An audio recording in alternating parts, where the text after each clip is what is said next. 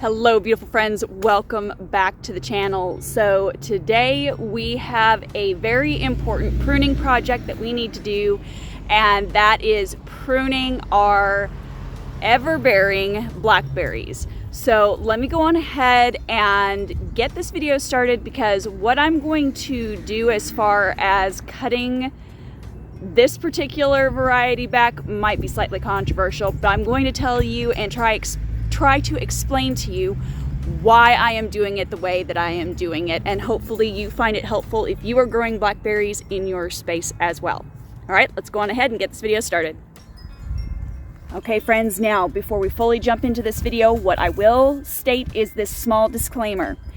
If you do not have an Everbearing variety of blackberry, this video need not apply. So make sure that the variety that you have is an Everbearing, because if you do not have an Everbearing variety and you go to trim like this, especially if it's on a first year cane, you could end up completely and utterly forfeiting your harvest. So I don't want that to happen for you.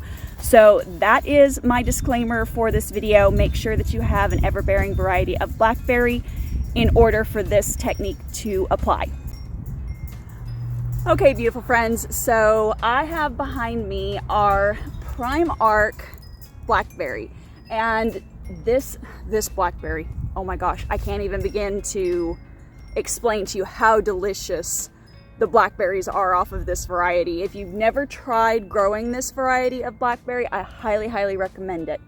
But what I am going to do today, because we have popped up into the mid 60s to 70 degrees zone, this plant has decided to try and come to life. Now, the way that I'm going to prune this is a little bit controversial, in that how I am going to prune it means that I am going to be forfeiting my June to July crop.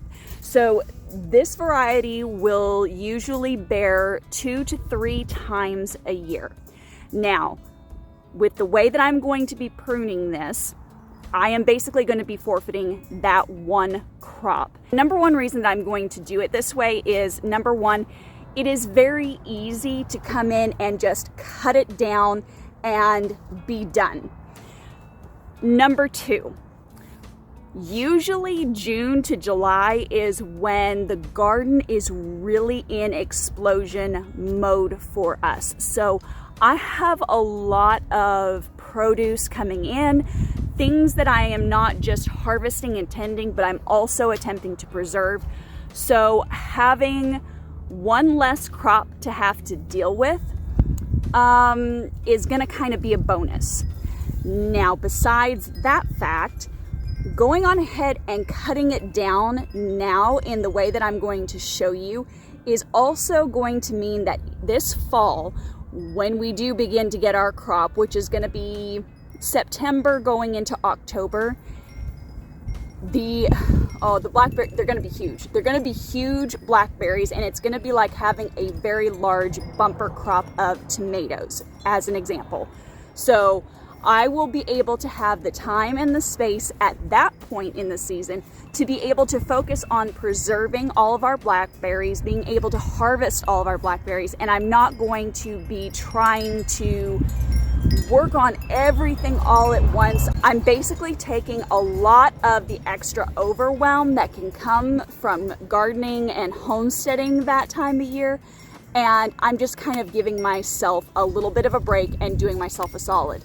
Now, on the one hand, you don't have necessarily 2 large crops, but on the other hand, I'm going to have a very large bumper crop, which may end up equaling out the exact same that the 2 crops would have to begin with. So to me, and being able to save my sanity and being able to stagger all of my growths and all of my harvests throughout the year, it's just way more valuable to me to go that route than to end up in burnout and overwhelm, and frankly not being able to get to the crop and not being able to preserve it and losing the harvest, because it's me doing this, guys. I don't have extra farm hands helping out here on our urban homesteads. So If that is something that has been troubling you, if you've been feeling overwhelmed, I would highly encourage you to learn to stagger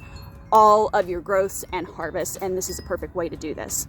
So I'm going to go on ahead, I'm going to turn you around so you can see how I'm going to do this, and we'll get this project done and dusted for today, okay? Let me see if I can't get you up in here. As you can see, these are our canes. Now this variety is considered semi-thornless, so that means that it does still have thorns, but they are actually spaced further apart. So it is easier to get your fingers in there and to deal with the canes. But as you can see, let's see if I can get you up in here. We've got growth right there, okay? So while it is not exactly the ideal time of the year for them to have this sort of growth, it is what it is, and we need to get them trimmed back.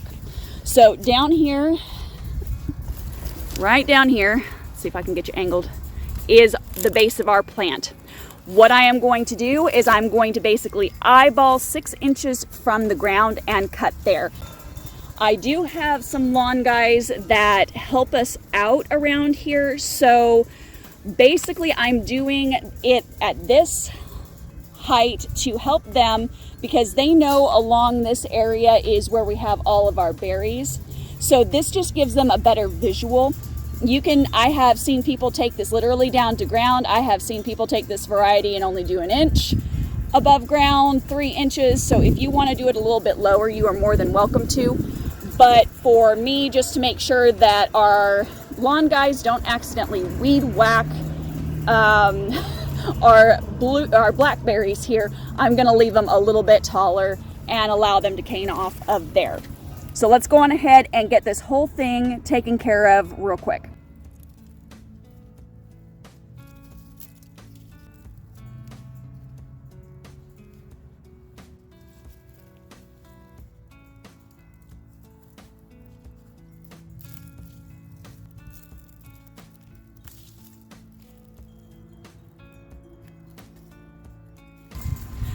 Okay friends, so that's literally all there is to taking care of blackberries. Like I said, doing it this way is just way easier, especially this time of the year when things are starting to ramp up. We're seed starting, we're fertilizing, we're pruning, all of these little bits and bobs and things that need to be done.